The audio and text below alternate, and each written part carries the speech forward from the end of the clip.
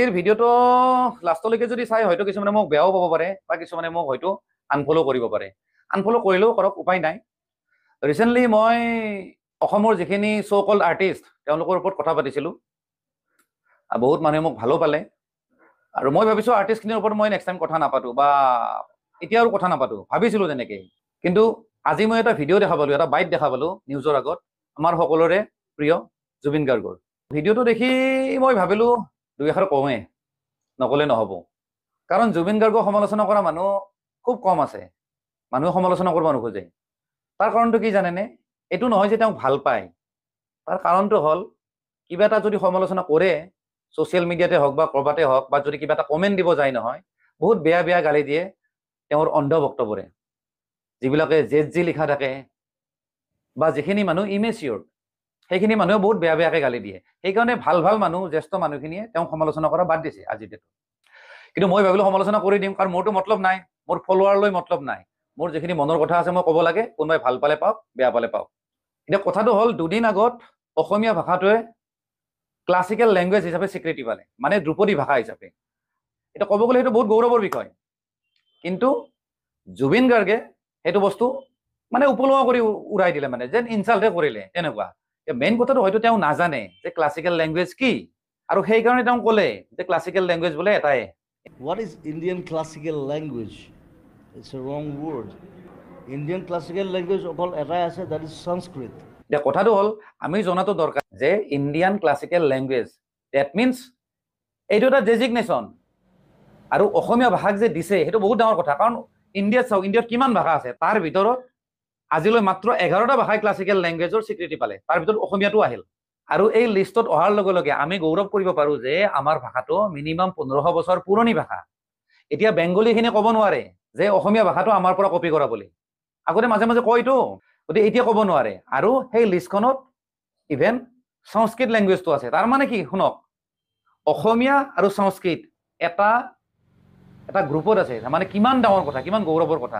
কিন্তু সেই কথাখিনি জুবিন গাৰ্গে এনেকৈ ক'লে বা এনেকুৱা তেওঁ মন্তব্য দিলে, তেওঁ নিজৰে ঢোলটো বেছিকৈ বজালে। মই যে ইমান গান লিখিলোঁ এতিয়ালৈকে, সেইটো ভাৰত চৰকাৰে স্বীকৃতি দিব নেকি? জুবিন গাৰ্গ ডাঙৰীয়াক মই এটা কথা ক'ব খোজোঁ, আপুনি অসমীয়া ভাষাক দিয়া স্বীকৃতিটো আপুনি একচেপ্ট নকৰে, গ্ৰহণ কৰিব নোখোজে। কিন্তু শচীন তেণ্ডুলকাৰে কিন্তু একচেপ্ট কৰিছে, কাৰণ তেওঁলোকৰ মাৰাঠী ভাষাটোক ইণ্ডিয়ান ক্লাছিকেল লেংগুৱেজ হিচাপে স্বীকৃতি দিলে। তেওঁলোকে প্ৰাউড ফিল কৰিছে, আৰু ইভেন তেওঁ অসমীয়াখিনিকো কংগ্ৰেচুলেশ্যন দিছে। কিমান গৌৰৱৰ কথা আমাক। তেওঁ নিজে পোষ্ট লিখিছে টুইটাৰত আৰু ফেচবুকত দিছে। তেওঁ যদি একচেপ্ট কৰিব পাৰে, আপুনি কিয় একচেপ্ট নকৰে? আপোনাৰ প্ৰব্লেমটো কি? সাংবাদিকজনে আপোনাক যেতিয়া কুৱেশ্যন কৰিলে, আপুনি প্ৰাউড ফিল নকৰি বা অসমীয়াখিনি কংগ্ৰেচুলেশ্যন নিদি আপুনি নিজকে প্ৰমোট কৰিলে। আপুনি ক'লে যে ভাৰত চৰকাৰে আমাক কি স্বীকৃতি দিব? আমি ভাৰত চৰকাৰক তেল দি আছোঁ, চাহপাত দি আছোঁ, গড় দি আছোঁ, আৰু জুবিন গাৰ্গ দি আছোঁ বুলি আপুনি নিজৰ মুখত কৈছে।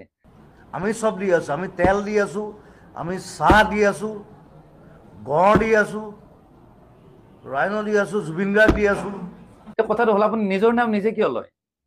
কোনোবা যদি এজন জ্যেষ্ঠ যদি সাংবাদিক বা জ্যেষ্ঠ যদি নাগৰিক, তেওঁ যদি কয় অসমে চেণ্ট্ৰেলক চাহপাত দিছে, তেল দিছে, গড় দিছে, আৰু জুবিন গাৰ্গৰ নিচিনা এজন শিল্পী দিছে, তেতিয়াহ'লে আপোনাৰ সন্মান বহুত ওপৰত গুচি যায়। কিন্তু আপুনি নিজকে নিজে কিবা নিজৰ নাম লয়, মানে আপুনি নিজৰ ভেলুৱেশ্যন নিজৰ কমাই আছে। এইটো কাম কেতিয়াও নকৰিব দেই। আৰু শুনক, এইবিলাক যে আপুনি বাইটবিলাক যে দিয়ে, এই বাইটবিলাক কিন্তু ইণ্টাৰনেটত থাকি যাব। আপুনি মৰি যাব, আমি মৰি যাম, চব মৰি যাব, কিন্তু পিছৰ প্ৰজন্মই না এই ভিডিঅ'বিলাক চাই থাকোঁ। কিয় চাব জানে? আপোনাৰ এই বাইটবিলাকৰ কাৰণে নহয়, কাৰণ আপুনি বহুত চিৰজীৱনীয় ভাল ভাল গান গাই থৈ দিছে, সেই গানবিলাক শুনি থাকিব। সেইবিলাক চাৰ্চ কৰোঁতে আপোনাৰ ভিডিঅ'ও দেখা পাব, আপোনাৰ এই অহংকাৰভাৱে কোৱা আপোনাৰ ডাইলগবিলাকো দেখা পাব। তেতিয়া আপোনাক কিন্তু সেই সন্মানটো নিদিয়ে। আৰু এটা মই কথা কওঁ, এজন আৰ্টিষ্টে ভাষাক লৈ ইমান মাথা মাৰিব নালাগে। যিটো ভাষাদি তেওঁ ডাঙৰ হৈছে বা মাতৃভাষা, সেইটো বেলেগ কথা, সেইটোক লৈ তেওঁলোকে গৌৰৱ কৰক, কিবা কৰক, সেইটো কথা নাই। কিন্তু যিকোনো ভাষাক লৈ ইমান কনচাৰ্ণ হ'ব নালাগে বা যিমান উপলুঙা মন্তব্য দিব নালাগে, কাৰণ ভাষাটো ইমান মেটাৰ নকৰে। কোনোবা ৰিপৰ্টাৰে ক'লে যে চেণ্ট্ৰেল গভৰ্ণমেণ্টে এইটো ডেজিগনেশ্যনটো দিছে। একচুৱেলি ৰিপৰ্টাৰজনৰো ভুল, যে এই যিটো স্বীকৃতি সেইটো অকল চেণ্ট্ৰেল গভৰ্ণমেণ্টৰ হাত নাই, তাত বহুত এক্সপাৰ্ট কমিটি জড়িত থাকে, কিছুমান লিংগুইষ্টিক এক্সপাৰ্ট কমিটি থাকে, বা চেণ্ট্ৰেল গভৰ্ণমেণ্টো থাকে, তাৰ লগত আমাৰ অসম সাহিত্য সভাও আছে। গতিকে সেই স্বীকৃতিটোক যদি আমি যদি অগ্ৰাহ্য কৰোঁ বা আমি যদি ইনচাল্ট কৰোঁ, আমি অকল চেণ্ট্ৰেল গভৰ্ণমেণ্টকে আমি ইনচাল্ট কৰা নাই, আমি আমাৰ নিজৰ অসম সাহিত্য সভাকো আমি অপমান কৰিছোঁ। আৰু কথাখিনি কৈ থাকোঁতে আপুনি হিন্দী ভাষাটোক আপুনি বহুত ঠাট্টা কৰিছে। হিন্দী কৈ থাকেতো, হিন্দীটো আমাৰ ভাষা নহয়। চাওক, হিন্দী ভাষা আপুনি কিয় ঠাট্টা কৰে? হিন্দীটো আমাৰ নিজৰ দেশৰ ভাষা। উই আৰ মোৰ মডাৰ্ণ দেন ইউ। আমাৰ প্ৰাইম মিনিষ্টাৰ এতিয়ালৈকে ইংলিছ ক'ব নাজানে। That's it. আৰু আপুনি কৈছে প্ৰধানমন্ত্ৰীয়ে ইংলিছ ক'ব নাজানে, মানে আপুনি বুজাইছে যে ইংলিছ ক'ব জানিলে বহুত ডাঙৰ মানুহ হৈ যায়, বহুত শ্ৰেষ্ঠ মানুহ হৈ যায়।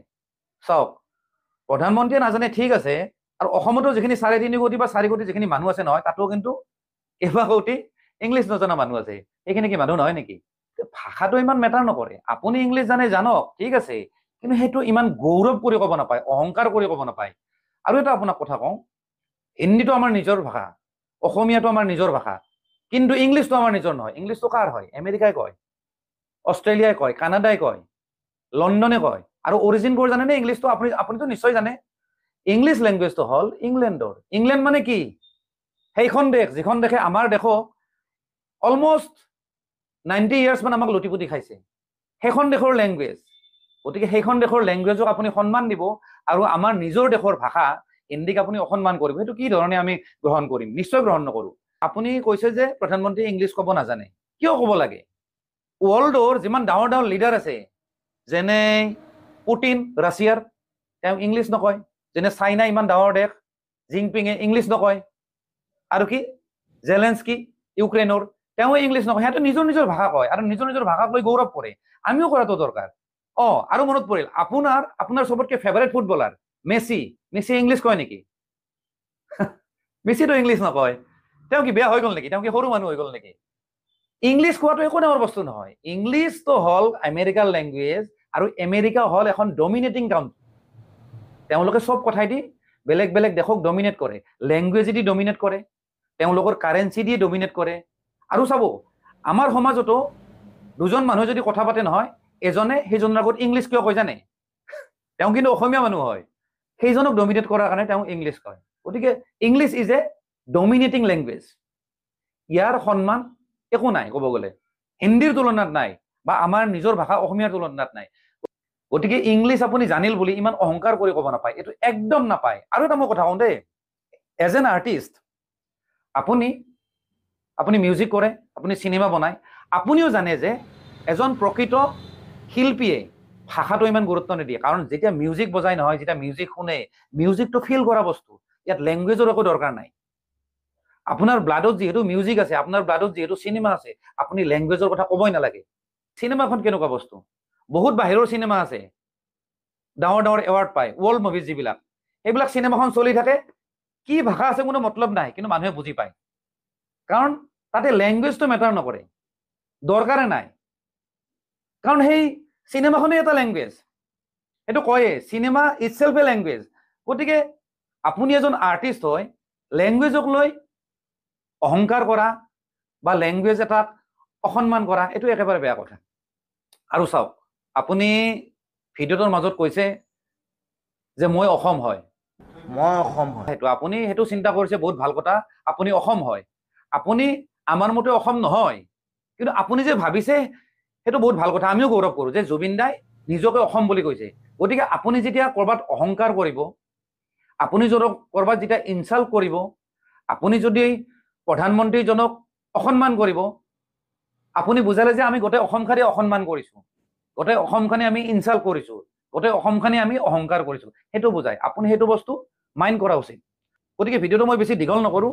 যি কি নহওক, অসমীয়া ভাষাটোৱে আজিৰ ডেটত ইমান এটা ভাল স্বীকৃতি পালে, কমচে কম আমি দাবী কৰিব পাৰিম যে এইটো আমাৰ 1500 বছৰ পুৰণা এটা লেংগুৱেজ হয়, আমাৰ নিজৰ লেংগুৱেজ। গতিকে ভিউৱাৰ্ছখিনিক মই কৈছোঁ, আমাৰ অসমীয়া ভাষাটোৱে ইমান এটা ডাঙৰ সন্মান পালে, তাৰ কাৰণে আমি গৌৰৱ কৰা উচিত, আমি চেলিব্ৰেট কৰা উচিত। ধন্যবাদ। জয় আই অসম।